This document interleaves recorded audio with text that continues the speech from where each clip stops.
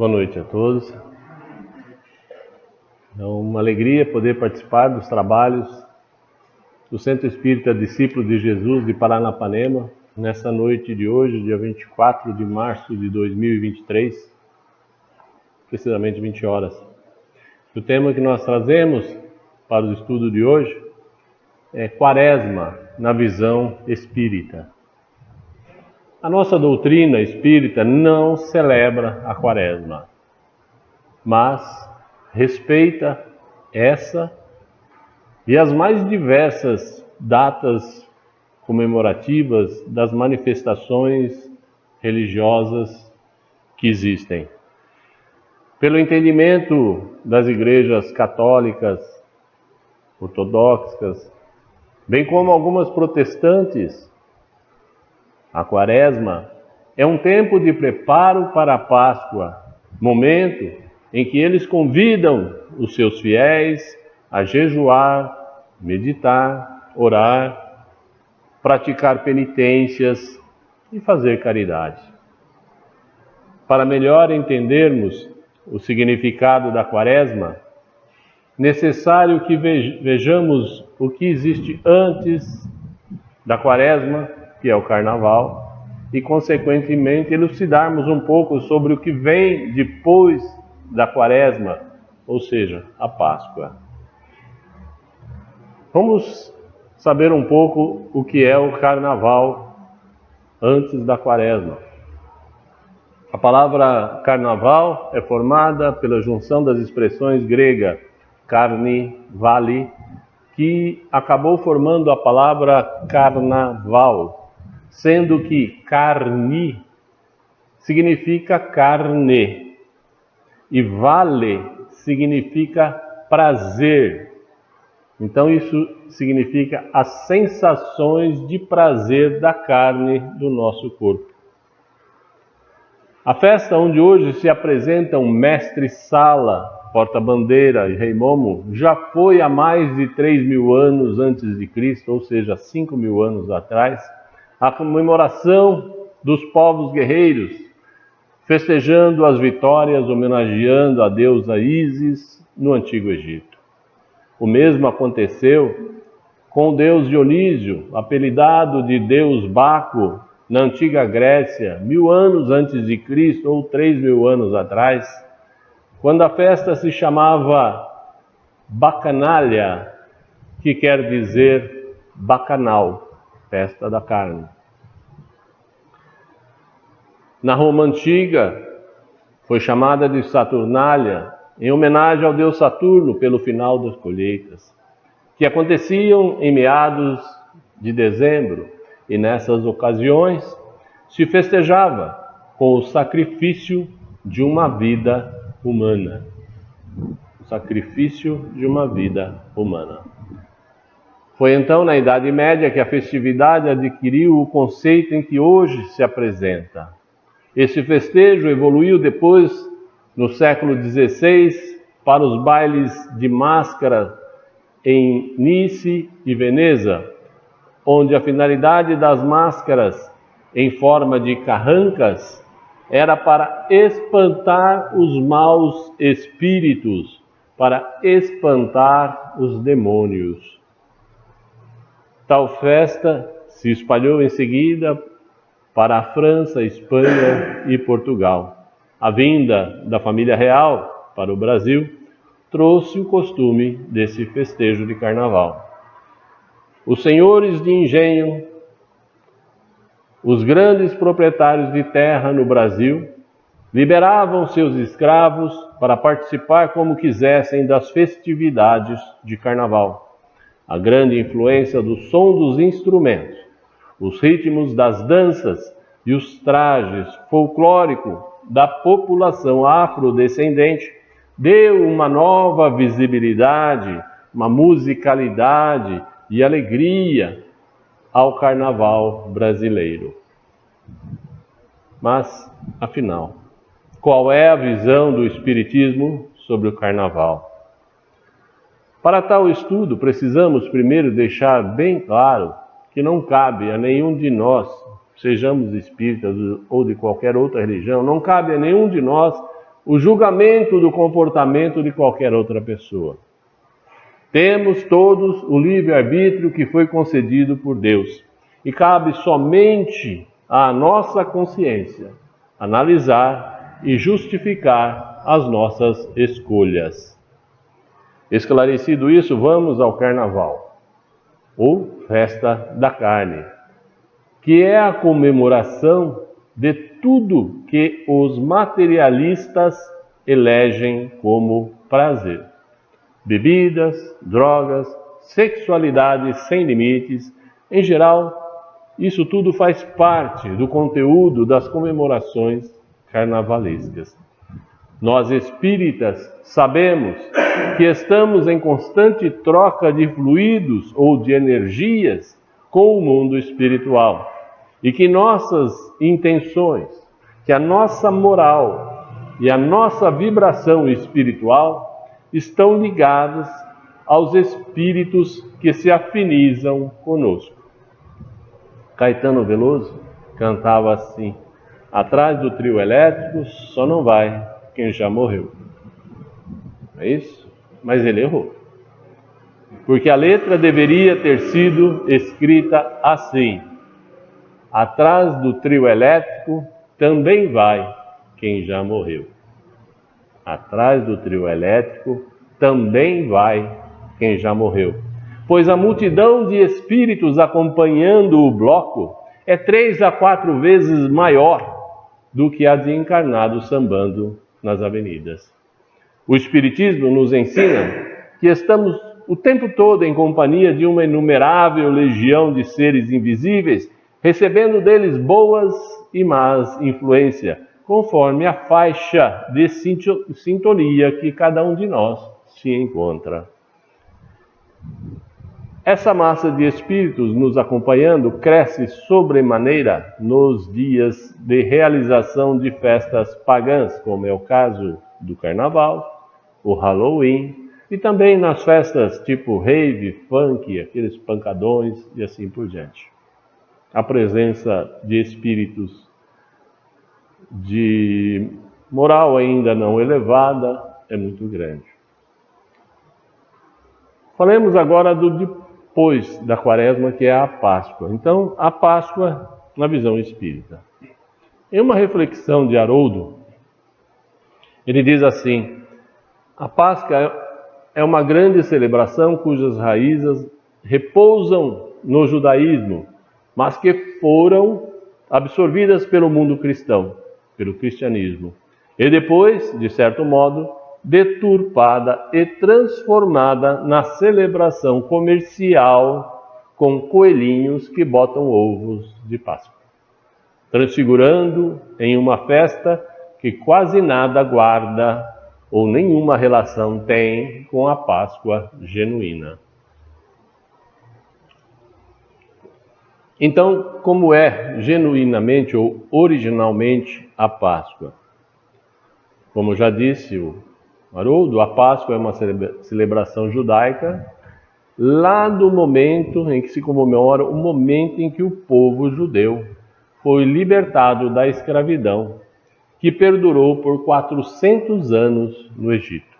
Então, uma comemoração daquele momento da libertação.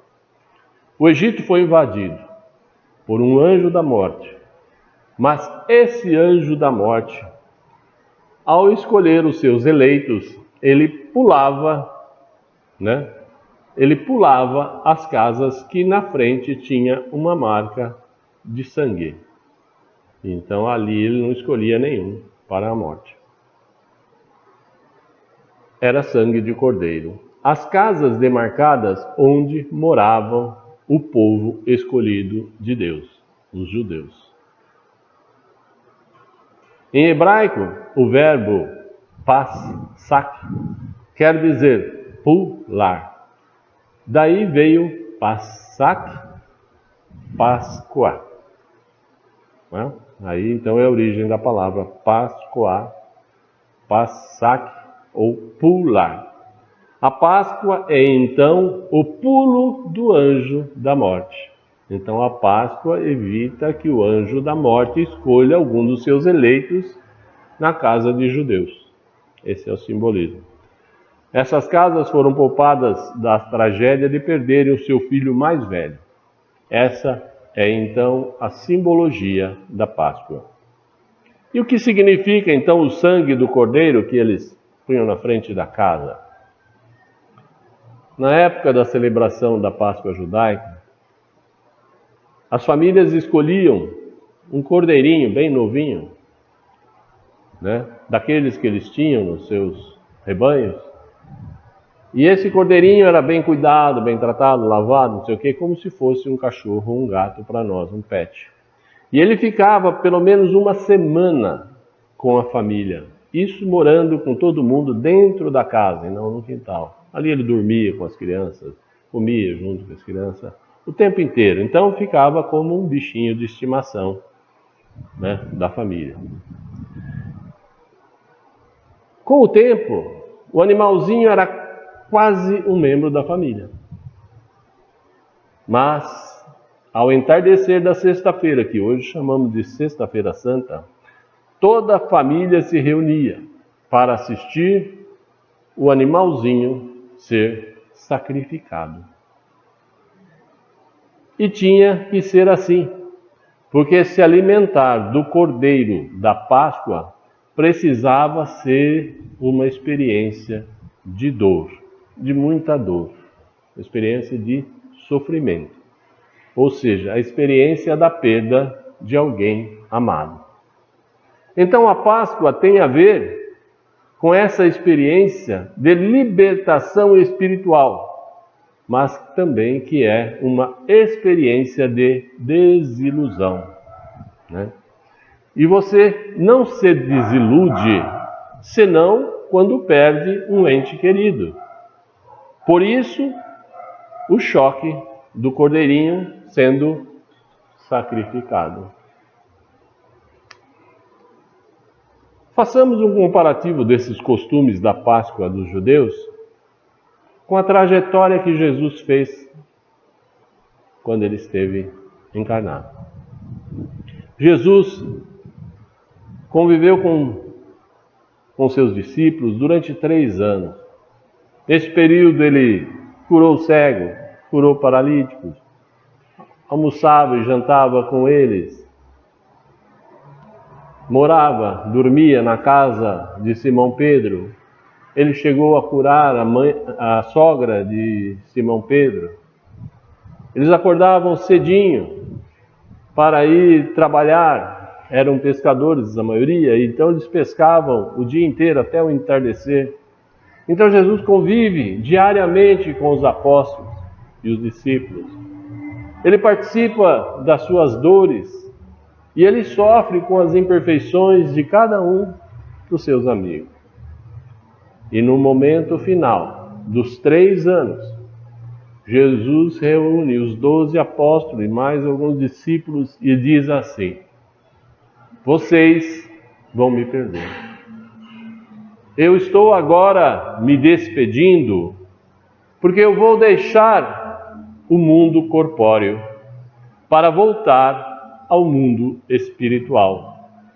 E vocês vão experimentar uma tremenda tristeza, uma profunda dor, porque todos vocês criaram uma afinidade muito grande, uma conexão emocional comigo. Eu não os chamo mais de meus servos, eu já os chamo de meus amigos, porque tudo o que eu aprendi eu ensinei a vocês. Eu os amei a todos da maneira maior que eu pude amar.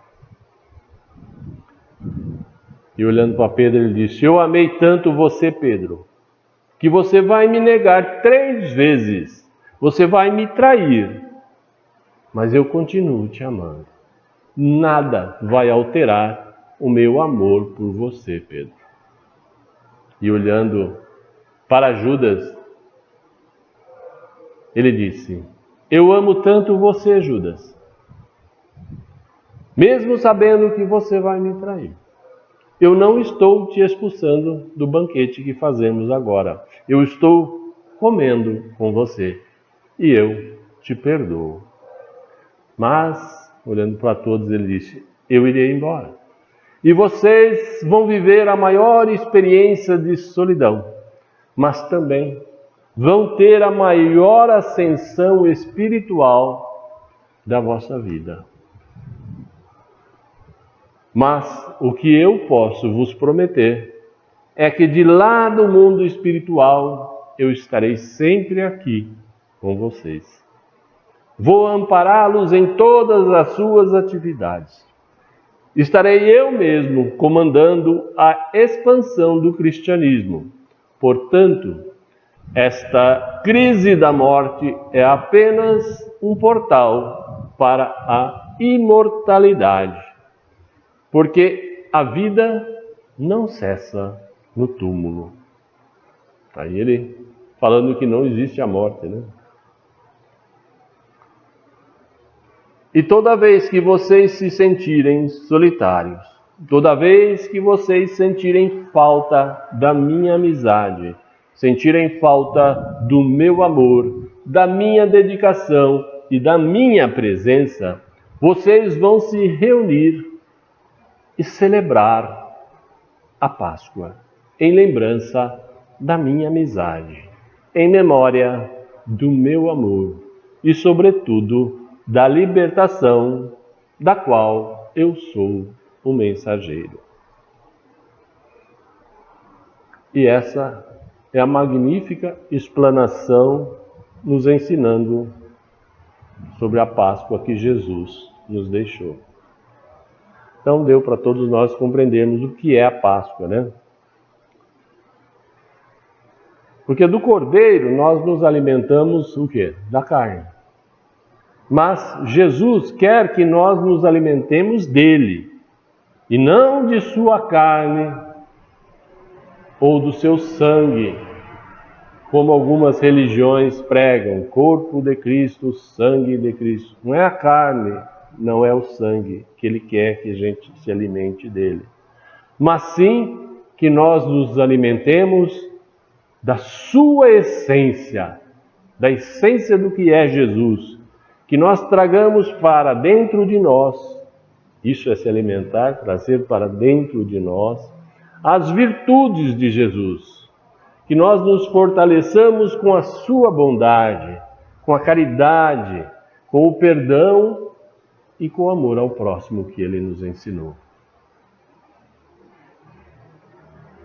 Analisando um pouco a simbologia católica quanto à ressurreição de Cristo no terceiro dia, para a ciência e também para a doutrina espírita, não é possível voltar ou ressurgir no mesmo corpo físico após a morte, após a separação do corpo e o espírito.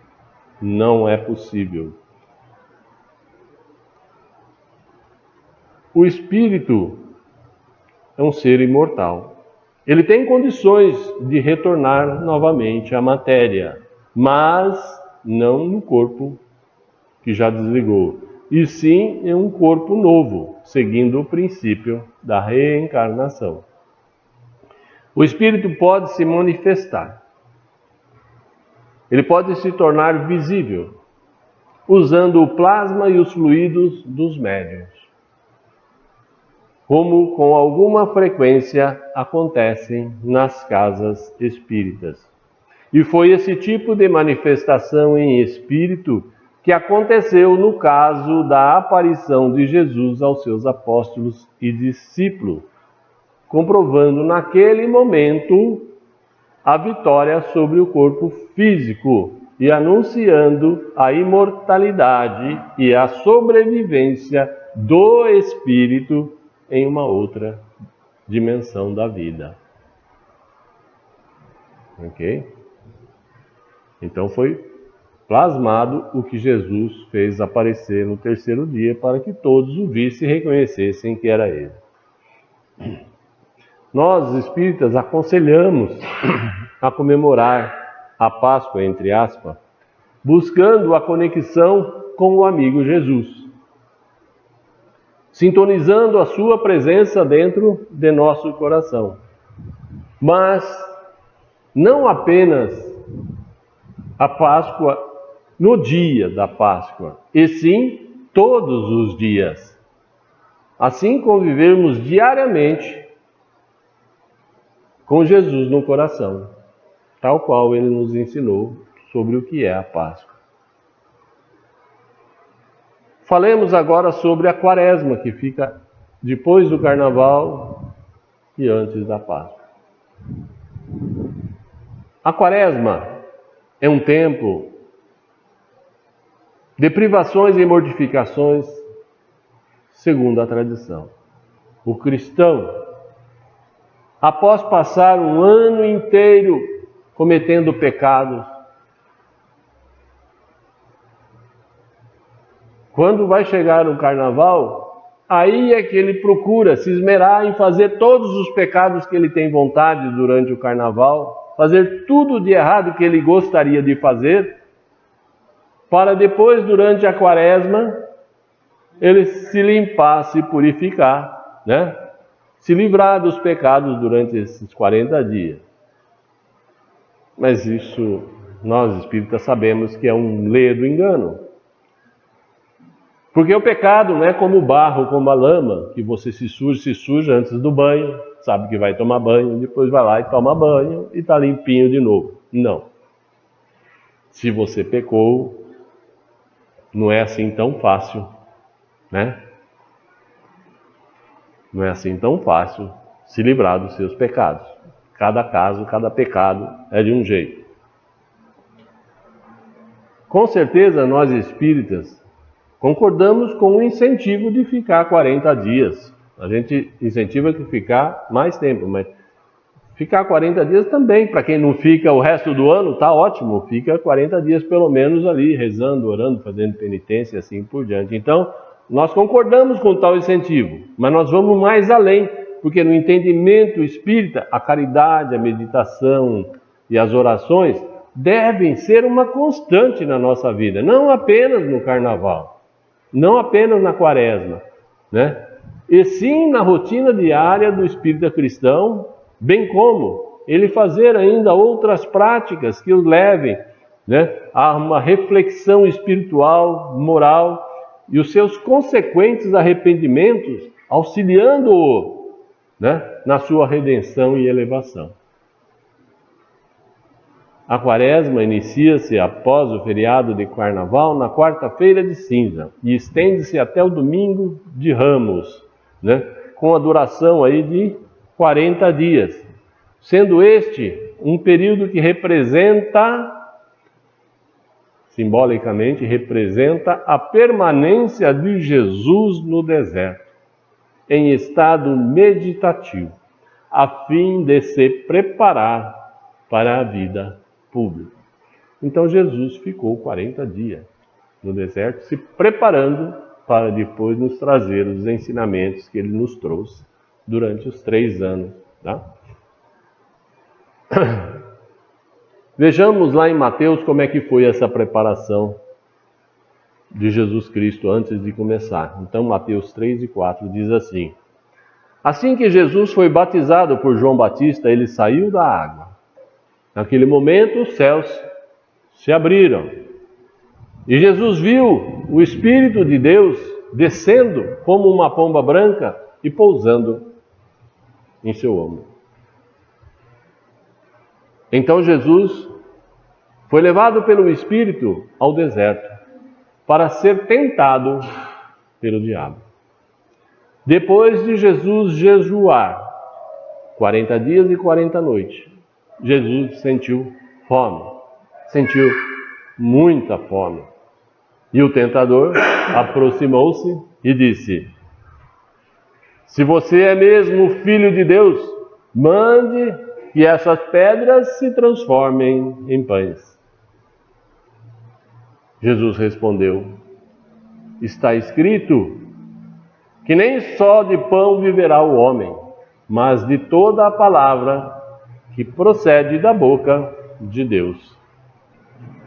Então o diabo conduziu Jesus até a cidade santa colocou na parte mais alta do templo e lhe disse: se você é filho de Deus, jogue-se daqui para baixo, pois está escrito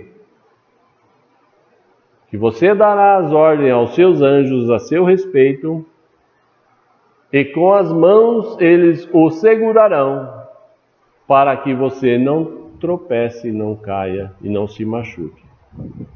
Aí Jesus respondeu: também está escrito, não ponha à prova o Senhor, o seu Deus. Não ponha à prova o Senhor, o seu Deus. Então não é porque ele podia fazer aquilo que ele ia correr o risco de fazer.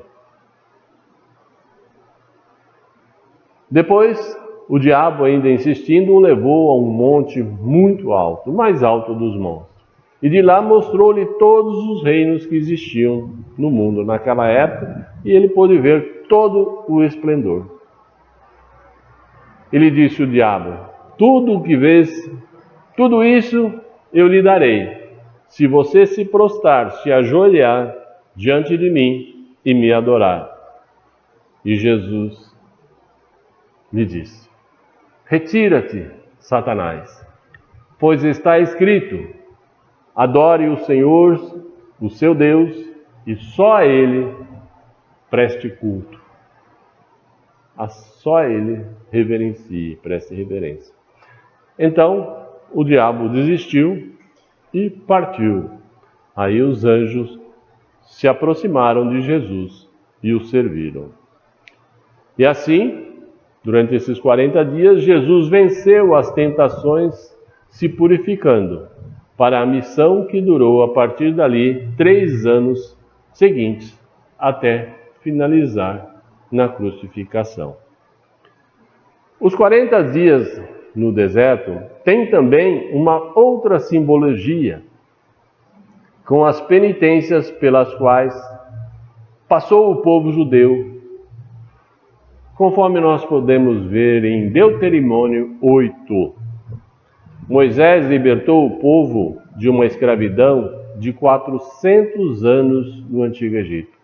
Depois os conduziu através de um êxodo pelo deserto, iniciando com a histórica passagem lá na abertura do Mar Vermelho e percorrendo depois um longo e demorado caminho até um dia chegarem à Terra Prometida. Então, após séculos de escravidão, 4 séculos de sofrimento e humilhação, o povo escolhido trazia em seu peito muito ódio, muito rancor, muito desejo de vingança. E o Senhor pôs então os filhos de Israel à prova no deserto durante 40 anos, para se purificarem. Moisés alimentava diariamente o espírito dos judeus com as palavras de Deus. Com as palavras de Deus. Então eles faziam oração todos os dias, porque não tinha nada que comer no deserto. O Senhor, nosso Deus, abençoou os filhos de Israel, orvalhando sobre as tendas com maná, e instruiu-os a recolhê-los todas as manhãs. O maná era como uma semente de coentro e tinha uma aparência de resina, uma resina de coentro. Então, todo dia pela manhã eles tiravam aquela resina de cima da lona da tenda e era aquilo que eles se alimentavam, e só aquilo. E a água Moisés extraiu lá na rocha de Refidim, quando ele bateu na pedra 2 vezes e ela verteu água. Então, nesses 40 anos de penitência no deserto, o povo judeu se purificou, porque viram muito alimento espiritual, 40 anos de alimento espiritual, né? Então ele se purificou, tirando um pouco daquele ódio, aquele desejo de vingança dos 4 séculos, né, de escravidão. Aí eles mereceram né? Deus reconheceu que eles mereceram receber a terra prometida. A gente vê aí que essa quaresma, né? 40 dias, 40 anos, né? Isso tudo tem a ver com saúde física, saúde espiritual. A pessoa, quando está doente, fica de quarentena, entendeu? Então tem tudo um simbolismo aí que é verdadeiro. Os livros espíritas fazem apenas uma menção sobre a palavra quaresma, uma só citação, na qual um dos nossos livros espíritas diz assim: tal fato aconteceu no período de quaresma. Ponto. Então ele não fala sobre quaresma, não fala nada, fala que tal acontecimento foi durante os 40 dias de quaresma, só isso. Mas nenhuma menção sobre quaresma em nenhum dos livros da doutrina espírita. Mas, dentre os ensinamentos e as explicações, nós temos lá em O Livro dos Espíritos, o capítulo 5º, intitulado Lei de Conservação, que tem algumas questões que se encaixam nesse tema quaresma.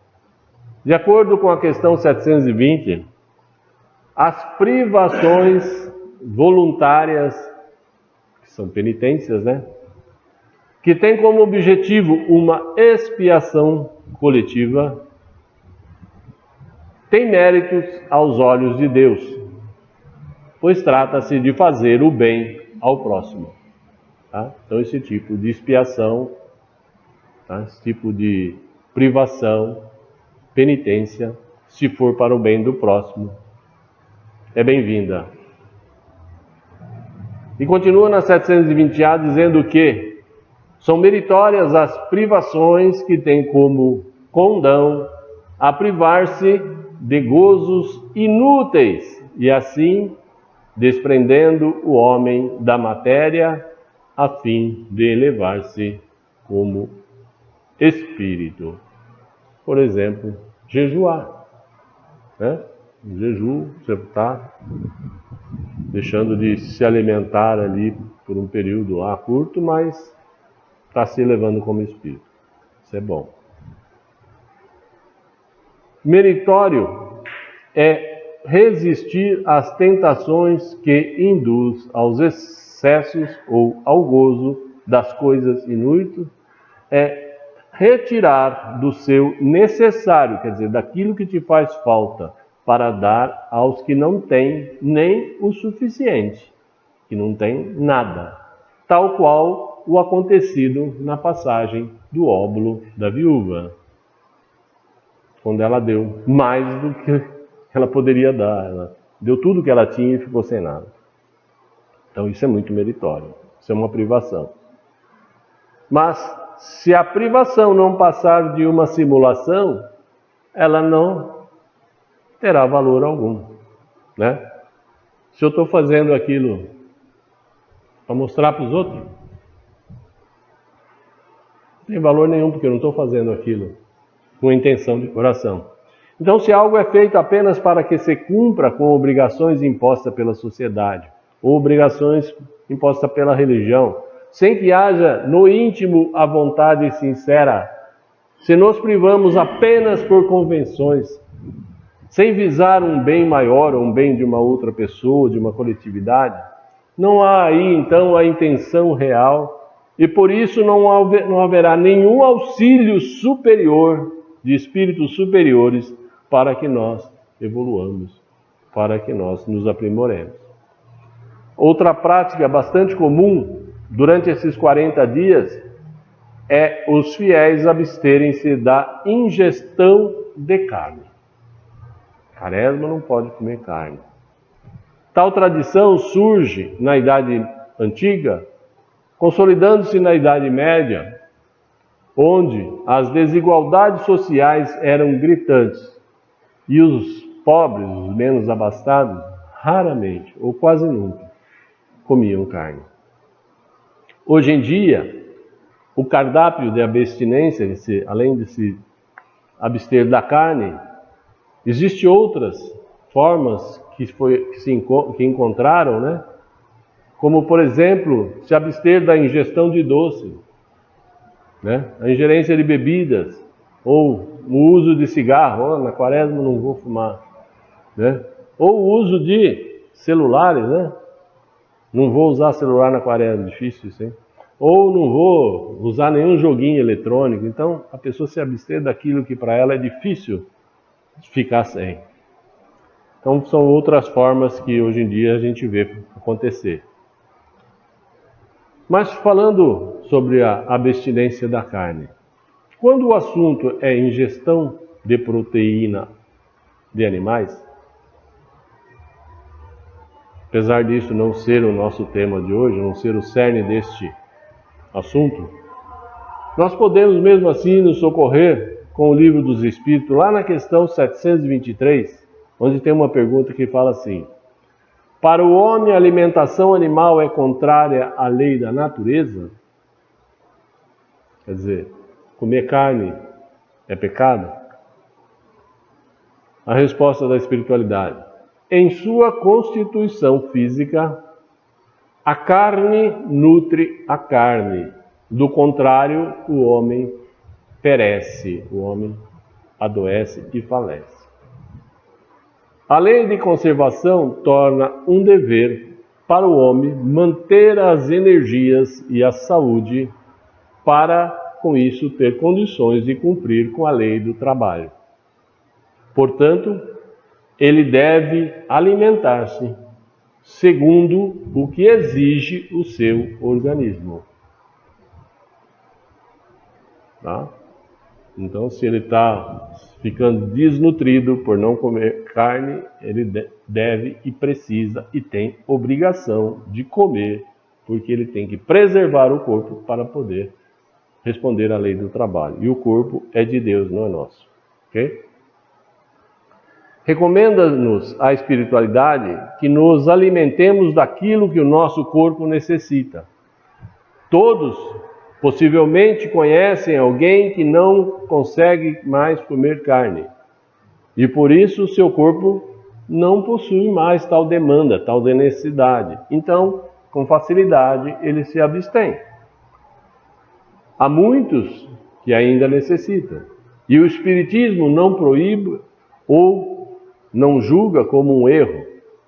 Claro que se nós conseguimos nos privar da alimentação de carne animal, ou dos nossos irmãozinhos animais, pelo menos um dia na semana, ou mais de algum dia na semana, vai ser meritório, tá? Porque nós estaremos fazendo uma privação para o bem coletivo. Estamos preservando os animais, está sobrando mais alimento para aqueles que quase não comem carne, e assim por diante. Então, é uma privação para o bem coletivo. Entretanto, diferentemente do que se impõe na visão católica, o Espiritismo não compreende que possa haver algum ganho de elevação pelo fato de não comer carne durante a quaresma ou durante 40 dias. Não vai ter nenhum ganho espiritual ou elevação por não comer carne durante 40 dias. Não tem nenhuma vantagem nisso. Porque nós sabemos que o que nos depura, o que nos eleva, é aquilo que verdadeiramente existe ou que verdadeiramente reside em nossos corações. É aquilo que se externa de forma racional, visando o bem próprio e o bem dos outros. Não é o que me entra pela boca que me torna sujo ou ímpio, mas sim o que da minha boca sai, que me torna sujo ou ímpio. Isso foi dito por Jesus e por João Batista.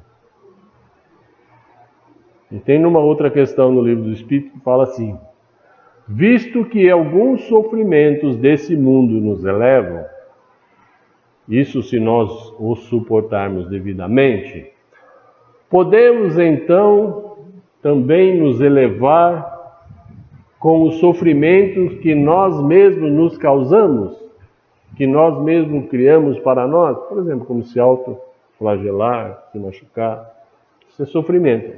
A gente pode se elevar com isso, né? Aí diz assim, a espiritualidade: os sofrimentos naturais são os únicos que elevam, porque eles vêm de Deus. Os sofrimentos voluntários criados por nós de nada servem, se eles não estiverem concorrendo para o bem do próximo ou de uma coletividade. Ok? Aí ele continua dizendo: supõe-se que se adiantam no caminho do progresso aqueles que abreviam a vida se autodestruindo, né? Mediante autoflagelação, como fazem os faquires, né? Os fanáticos de muitas religiões e seitas. Por que, em vez de causar sofrimento, eles não trabalham pelo bem de seus semelhantes? Em vez de ficar se judiando, se autoflagelando, por que não trabalham pelo bem do próximo? Por que não visitam o indigente? Por que não consolam aquele que chora? Trabalhem então pelo que está enfermo, sofram privações para o alívio dos infelizes, e então, assim, suas vidas serão úteis e, portanto, serão sofrimentos agradáveis a Deus. Sofrer alguém voluntariamente apenas em seu próprio benefício é egoísmo. É puro egoísmo. Mas sofrer pelos outros é caridade. Esses são os preceitos, né, os ensinamentos de Jesus Cristo. A doutrina espírita entende que as privações válidas devem afastar as pessoas das futilidades do mundo terreno, das futilidades materiais, que não agreguem na elevação do próprio espírito. Então, se a quaresma é um período de introspecção, um período de reflexão, que nós assim façamos também, não só 40 dias, mas em todos os outros dias, buscando em nós mesmos os defeitos que ainda estão enraizados. Busquemos melhorar-nos todos os dias. Então não são 40 dias que nos tornarão mais próximos da perfeição. Não. Talvez então 40 anos? Ou 40 reencarnações? Talvez até 40 milênios, quem sabe? O importante é que dia a dia, com esforços diários, sem pressa, mas com muita dedicação e com muita boa vontade, a gente procure se melhorar. A quaresma é uma época muito especial para o plano espiritual. Que as casas espíritas ouçam o que eu vou dizer agora, vou repetir. A quaresma é uma época muito especial para o plano espiritual, não para as casas espíritas, para o plano espiritual, onde a espiritualidade está sempre atenta a todas as possibilidades de ajuda aos irmãos sofredores, né? As oportunidades de resgate e de esclarecimento dos nossos irmãozinhos desencarnados que estão passando por momentos de loucura, de fuga de si mesmo, de arrependimento, né? Se torturando, enfim, que estão estagiando nas trevas criadas por ele mesmo. É essa oportunidade que o plano superior aproveita, ou seja, esses 40 dias, aproveita para poder resgatar aqueles que, sabendo que é quaresma, estão em oração, estão se penitenciando lá no plano espiritual, então eles estão mais suscetíveis a serem ajudados, tocados por esse período de penitência e meditação. Eles se desvinculam de seu sofrimento íntimo e rogam a Deus por ajuda dos socorristas de todas as horas. Olha que lindo isso. É por esse e por vários outros motivos que toda religião ou toda crença tem o seu valor, tem a sua necessidade de existir, todas. E todos aqueles que fazem parte de qualquer religião, se seguirem aquilo que acreditam, estão no caminho certo.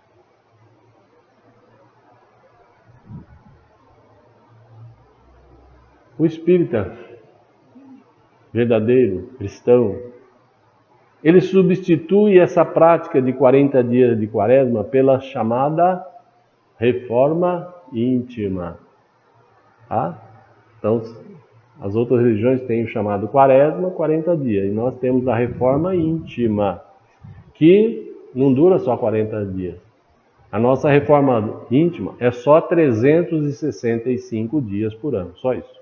365 dias por ano é o tempo que a gente tem que aproveitar para, fazer a nossa reforma íntima. Essa deve ser a meta daquele que já se prepara para se desprender desta vida material e viver mais a vida espiritual e imortal.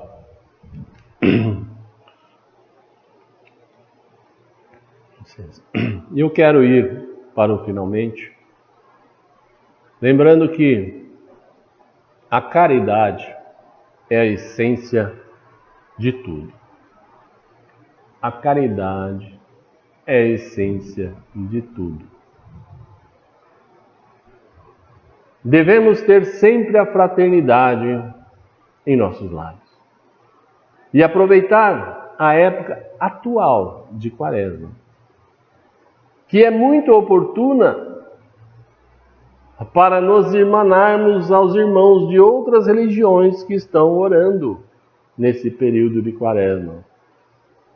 E junto a eles,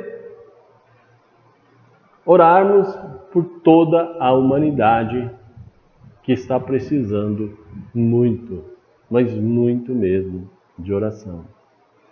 Mas se nós já estamos fazendo isso, então que continuemos, ótimo, Continuemos com nossas preces, para que o amor esteja sempre presente em nossos corações, elevando assim, com todo mundo orando, elevando assim a vibração do planeta e tornando a vida de todos, ao menos, um pouquinho melhor. Que tenhamos como meta viver em estado de caridade, viver sorrindo para os tristes, ouvindo quem quer desabafar, sustentando quem está para cair, incentivando quem está para desanimar, mas principalmente amando aquele que só pensa em odiar. E eu encerro deixando uma reflexão. Aquele que serve, aquele que auxilia, ou aquele que auxilia, que assiste o próximo, é muito, mas muito mais beneficiado do que aquele que é o ajudado, aquele que é o assistido. Assim é, e assim sempre será. Que assim seja. Graças a Deus.